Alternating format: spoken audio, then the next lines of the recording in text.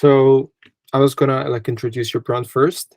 I think I'm gonna make a better intro afterwards, like a Lex Friedman intro. But I just want to see Sure. if I have your brand description, all right? So WeScaleStartups is a marketing agency focusing on app, SaaS, e-commerce, and crypto startups, targeting consumers, that is B2C. They primarily work with companies beyond the idea stage, between a seed round and a Series C. Companies come to them before raising money to boost their growth and become more lucrative for investors and banks like Sequoia and SoftBank. Alternatively, they partner with WeScaleStartups to get the most growth out of the capital they have already raised. Is that a good description of what you guys do? That's pretty close. We basically just help accelerate companies, particularly app, SaaS, e-com, and crypto companies that have achieved product market fit.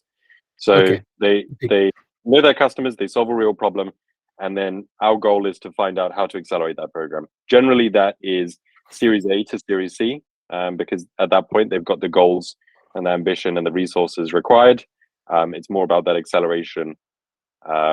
But yeah, that's pretty much it. And to be very pedantic, we started off as a marketing agency, and what I've realized is that I call ourselves a growth agency, which Mhm. sounds like buzzword bingo, but really what I realized is that marketing is only part of the process.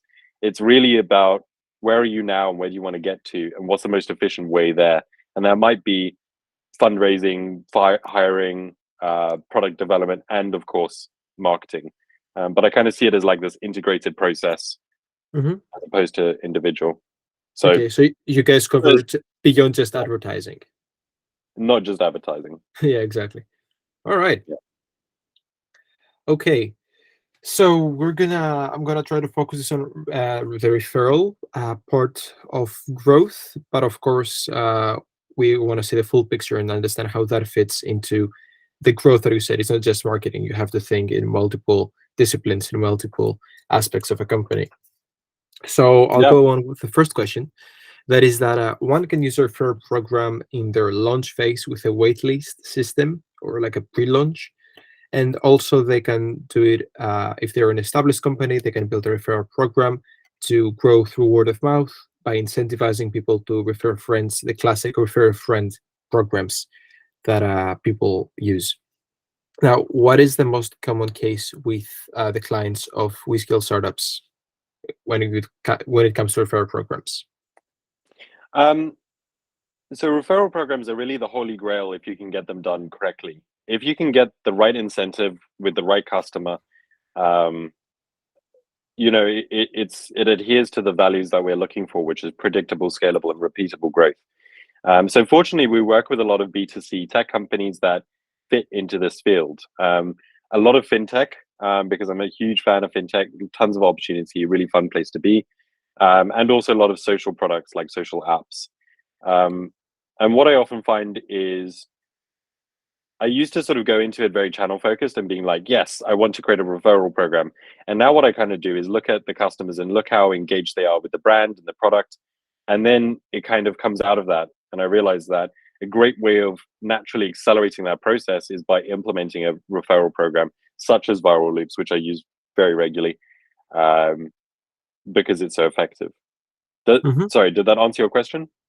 Yes, part of it. I also want to know, do you mostly run referral campaigns for companies that have existing products, or you run pre-launch campaigns? Sorry.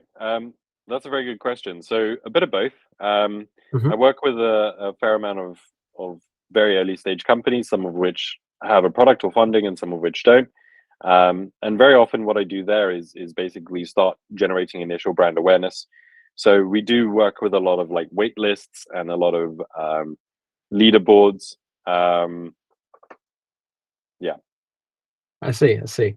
Nice. And when it's time, you say you have a client that well, hired you to help them growth. How do you approach the product launch campaign before the launch or even after the launch? And where do you fit referral marketing? Is it how do you decide when a customer needs to deploy your referral campaign? Maybe that's Mm. better phrasing. So depending on which stage I sort of work with the client or like join the client, if it's fairly early stage, then I'll try to implement the referral program in the beginning because it makes a lot of sense, Hmm. particularly if you've got a wait list. You know, it integrates really well and it it makes natural organic sense as part of the customer user journey. So I tried to embed it really early on. And ideally, what I would like to do, or what I try to do, is embed it so that at the point of which a client, or like, I try to embed it into the referral stage, or the waitlist stage, so that once the product is released, um, the it's still there. It's still part of the journey. It's still part of the process, and you can continue to grow. It's generally for different reasons. Users have different jobs to be done, different intents in mind, but we do both. Of course, of course. Nice. And what do you think is the minimum time required? What have you seen? Like, how when can you decide that this campaign will work or not? Like, do you wait 1, 2 months more? Um, Again, that's a really good question. It kind of reminds me of how long is a piece of string. Um, the way that I usually look at it is statistical significance. So Mm, we have some spreadsheets, and we basically look to see, based on the data, do we have what is called statistical significance, which is more than, say, 90 or 80% confidence that the hypothesis is working. So everything we do is generally based off some sort of hypothesis. When working with mm, clients, we create these channels and campaigns based on, we believe these things to work based on this data. Then we create experiments, and we say, if this is to work, we will achieve a specific KPI by a particular time. And then we measure it. And based on the results, we can say quite specifically whether or not it works or not. And I really like that, because for a very long time, you're often looking at something and you're thinking to yourself, I think this is working, that was ads or SEO. And I like this because it can tell us quite categorically if the experiment is achieving the goals we want it to. Now, in timeline, that kind of varies. I think successes are often quicker than failures. Like, the most success we've had in terms of referral campaigns and stuff and viral loops has been like 1 or 2 weeks, where we've managed to implement it. It's got great product market fit. It works really well with the customers. And in a week or two, we're racking up the signups and the engagement, things like that. But generally, if something doesn't work, we'll be running it for a couple of 3 months. And it's at that point mhm. when we kill it. All Um, right. yeah. I like the scientific method approach you're using to marketing. That's very important, making better and decisions that have an impact instead of just educated guesses. Well, that's the exact thing. My little sister said to me a few years ago, like, "What do I do for a job?" And I was like, "Spreadsheets." Marketing isn't madmen in boardrooms coming up with crazy creatives. It's data and numbers and seeing what people want. I'm an awful creative. I'm really bad at sort of coming up with great ideas. But what I am good at is looking at data and figuring out how humans make decisions and take action, and how we can implement that into companies. Hmm. Nice. All right. Great. And speaking of behavior, what have you seen to be, in the case of pre-launch, let's focus on that first. What have you seen to be the most effective incentive for an upcoming product? Like, a lot of our customers use beta access, early access, perhaps a promised internal currency, or Oh. even a t-shirt. There are so many incentives. What have you seen to be the best in fintech, let's say? Oh, so that's a really cool question, and one that I struggle with to this day. The best incentive is very strong product market fit, or customer problem fit. When you're solving a real problem that people are emotionally connected to, and frankly, that's the best thing. Anything else is pushing them. You want people you want to accelerate what people are naturally doing, or what people would naturally do using these platforms. And if you're forcing them to do something that they wouldn't naturally do, then you got to think about your unit economics, and does this actually work? Is it viable? So the first thing is like strong engagement. The second thing is incentives. So if you've got strong engagement, usually you want to offer some sort of customized incentive that is unique to your customers and your business, something that other people can't offer. Hmm. If you're fintech, maybe it's exclusive access to certain features, or functionality. Beta access is obviously a good one. I find money really bad. Like, I think maybe people are a bit desensitized by it. And unless you've been invested to by SoftBank, it's also really difficult to make a profit in that. Um, people appreciate physical products even if of lesser value. And people love their ego, I've found. So using that kind of logic, I often think I build up a sort of like a pyramid of incentives, of what are the most fundamental and what are the nicest to haves. And I kind of start at the bottom. But a lot of it comes with experimentation and interviewing customers, because if I'm not the customer of the product, I can spend a lot of time thinking about it, but then I jump on a phone with a customer and say, if I could wave a magic wand and you could get something, what would that be? And very often those customers know exactly what that is because they're super passionate about the problem that's being solved. Mhm. And that might be something you haven't thought of. But anyway, sorry, I digress. But with fintech, exclusive functionality, beta access, something which shows your support and recognition, like maybe supporters page, or exclusive. But what I recommend to everyone listening to this is ask your customers, or Awesome. ask people that you think might be your customers. And how do you do that? Because we're still talking, let's say you have an upcoming product, so you technically don't have customers yet, but of course you have a small audience, I guess, of people who are interested. Do you just reach out to them and plan an interview and just ask them, how do you Um, approach that? there's a few different ways you can do that. Hopefully, if you're developing a product, you've got a strong customer persona. And at that stage, you should have like demographics and psychographics and specific, and ideally the job to be done of the kinds of people that you're targeting. At that point, you should ideally have a list of people or a community of some sort, even that's just like some people on WhatsApp. But however you store that is up to you. The way Awesome. I like to phrase it is manually reaching out, do things that don't scale, and like your customer is the most important person in your business.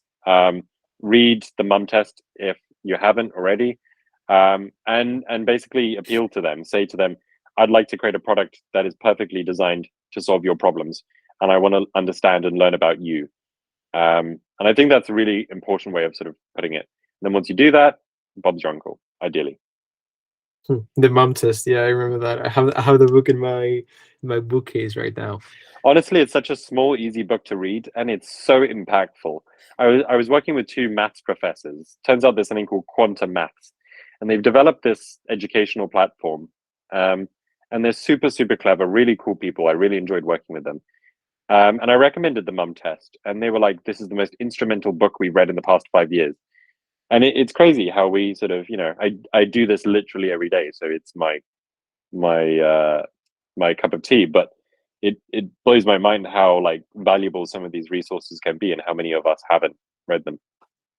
Of course, and it's great that you mentioned that you can use that concept, that approach to treat your referral program as a product itself, to find out how to optimize it, instead of just saying, "Ah, I'll just give everybody 20 euros, twenty Exactly. dollars."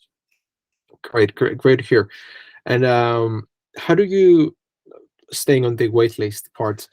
You can make the waitlist, your pre-launch campaign, of course, but of course it's not the end of the story. As you said, it's not just marketing when you want to Mm, grow. How do you go about to bring people, to put in front of potential customers' eyes, your sure. wait list? So usually what I do is I actually work myself backwards. So before implementing the referral campaign, I'll have a user journey map, which is a super simple Figma or Miro template that has awareness, acquisition, activation, retention, and referral. And then what I'll do is I'll stick all the different features, functionality, and platforms that I want to implement into one of those silos. And then I start at the end and I work our way backwards. Now, when you're doing a waitlist campaign, referrals are part of the awareness stage. Um, but then when you're doing it for a live product, it's often right at the end, once a customer's become loyal, for example.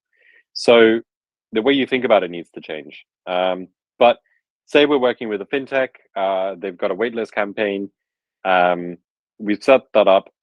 What I'll do is I'll start at the end. What do we want someone to do once they've signed up to the campaign? Well, we want them to, promote the product, tell their friends about it, and invite other people to the referral campaign. Um, and I start at the end of the user journey and I work our way back. So once someone signs up, what do we want them to do? How can we support them with that? And Hmm. essentially, I think a lot of people just assume that everyone loves their product as much as they do, as much as the founders do. So unfortunately, that's not the case, as much as I would love that to happen. So we support them. We create a series of emails, resources, events, content, and often, my details, Calendly, sometimes WhatsApp, depending on the company. And I try to like develop a relationship with those people and support them on their journey and keep pushing them, keep motivating them, keep that energy high. Because if you don't, they will forget you and and everything that you represent. Because there are millions of startups every day. There are. I think people really underestimate how difficult it is to get a referral program to work if it doesn't naturally work. And then they also assume that everyone is going to be as passionate and that you don't have to support or promote these things. But the people who promote the product are our most important people. We care about them, we value them, and we respect them. So we want to do everything in our power to help them help us. Does that make sense? I know it's a bit wooey, but I think that's kind of like mindset, and I think Mhm. that's really important. It makes perfect sense, and also I like that emphasis on the fact that the wait list is not the end of the story, because it's the bottom of the funnel, which is the referral, which brings awareness again to the Mm. top of the funnel. Do you use paid advertising when you have a waitlist campaign for a new product, or Oh yeah, PR I paid realized I wasn't very content? specific about channels. Yeah, so depending on the product, we'll use a bunch of different things. Because fintech startups are usually they've got budget, and usually their goals are like ASAP, extremely um, ambitious targets. We do a combination of things with paid ads, probably being one of the primary channels, particularly if it's B2C, Facebook and Google. Um, but then also, if you're fintech, it depends on which country you're in and what regulation you have. So if you're in the UK, you've got FCA Sandbox, for example, versus if you're in the States or in Asia. Because regulation and legislation, unfortunately, is a very, very big thing and a big part of what we can and can't say. Um, but yeah, Facebook, I'd probably say we've got more signups using referral campaigns from Facebook than any other platform or channel. So we do Facebook ads, Google ads, a lot of SEO, but that's a rare occurrence for waitlist campaigns. A lot of content marketing. We do what we call niche community engagement, which is a fancy way of saying identifying groups where people might be relevant and developing relationships with those groups. That doesn't mean spamming those groups, it means developing relationships. And there is a big difference between that. And I think that's important.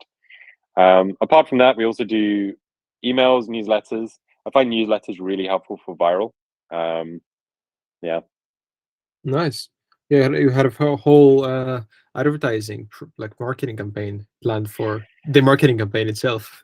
Well, I agree. And I think that, referral programs, like anything, is just a tool in our toolbox. And it's how we use that really matters.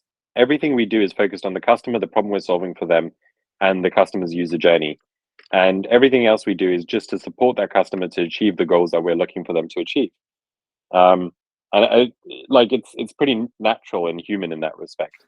But when I first started doing referral campaigns, none of them worked because I thought everyone was super passionate about the product and didn't need any incentives.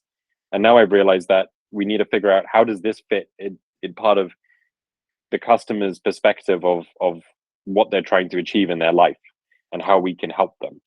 Hmm. Does that make sense? It makes sense. Makes a lot of sense. All right, and of course, you say that a referral campaign is not just a plug and play thing. Obviously, if you really want it to succeed. So, can you think back to the last successful referral campaign that you made and think of how long it took you to plan it and deploy it? So that's a Approximately, of really course. yeah. Actually, that's with a fintech recently in the States. I'm not sure I can share on the call. Um, Of course. No but need to mention the names. yeah, there's a fintech in the States that I'm working with. We recently implemented a referral program, and it works really well. Um, we we were slowly setting it up part time over 3 months, but if you look at the actual total amount of hours that we spent on it, it was quite insignificant. Um, I'm fortunate to have kind of done it enough now that I have a feeling of what works and what doesn't work, or what's going to work. Yeah, and what I realized is that this should work because it makes sense. So yeah, we spent a while setting it up. We spent about 2 weeks launching it.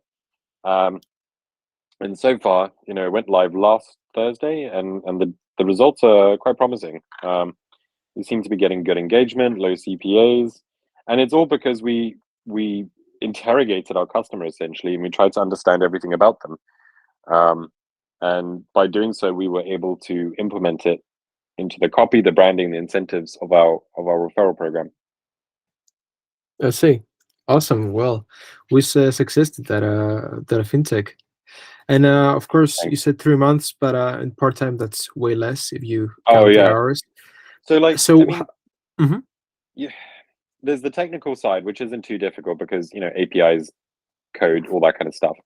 The most time consuming side from my perspective is customer interviews. Um, and I think a lot of people spend more time overall doing these referral campaigns because they don't do it properly at the beginning. And if you actually spend the time to deeply understand your customer, or who you think your customer is going to be, that will save time and money and incentive, and it will also help founders who have that idea. I think one of the most difficult parts of being a founder of an early stage startup is, particularly when you're a first time founder, you know what you need to do, but you're not sure how to do it. Like, referral campaigns seem like a logical idea, paid ads seem like a logical idea, but you're not really sure what that process is. And actually, a lot of it's natural, and a lot of your customers will tell you this information if you actually speak to them. And I just wish more customers would. The most successful clients I've ever worked with are the people who understand their customers the best. And there is a direct correlation between how well they understand the problems they're solving for their customers and the success of their business. Sorry, I'm just Yeah, going on a rant, but like, it's super important to me. that makes I'm a huge believer of that. And I think that it's causation. It's even beyond correlation at this point. That the more Mm, you understand your customer, you have something to base your decisions on instead of what your gut feeling says. Because when you build the product yourself, you're super biased, and you put all that bias into what you think is best, which might be completely different from 100%. what your best paying customers want. So back on the process of understanding, um, of deploying a campaign of, let's say, that campaign that you just built in the US. What were the first three things that you started doing when you decided to build a referral program besides choosing the software? Um, Where do you so, I start? mean, obviously, I don't want to shill you guys too hard, but like, viral loops is great. And anyone listening to this, I've done my research. So yeah, big up. I think Thanks. the first thing, I know I keep going on about it like a broken record, but the first thing that I always do is customer persona, messaging map, and user journey map. Customer persona is simply like, how are we solving the problem and who are we solving that for? Messaging map is, how do you articulate the value proposition in a way that makes sense for the customer? The most common issue I see with any company is poor message market fit. And if your customer doesn't understand the value in a way that makes sense to them, they will never engage with you. And actually being able to communicate effectively with your customers with the referral program is so important. So what I do is I use a template that I found called a messaging template. I'll send it, a strategic messaging template. If you Google it, you'll find it. I'll send it to you, and you can include it in the links on this call. Nice. But actually, I'm someone who likes spreadsheets. I'm very dyslexic. But actually, being able to choose the right words and ensuring that you've got the right words chosen are super important, because even as I speak to you now, the words leaving my mouth and what I want you to hear is going to be different based on your own experiences for what you're interpreting. And it's the exact same with our customers. And actually, the referral program requires you to be extremely aligned with your customers. And by having the correct messaging, it allows you to do that more effectively. So before I launch any marketing campaign, I always have these three documents because they're just so core and so important. And they also help me understand what I need to do whenever I'm doing anything, such as a referral campaign. Does that answer your question? Yeah, it does. It does. So it's important, I think, to understand that it's you develop the referral campaign not just by itself, it's just the byproduct of understanding your customers, as I you think say. that's a really good way of putting it.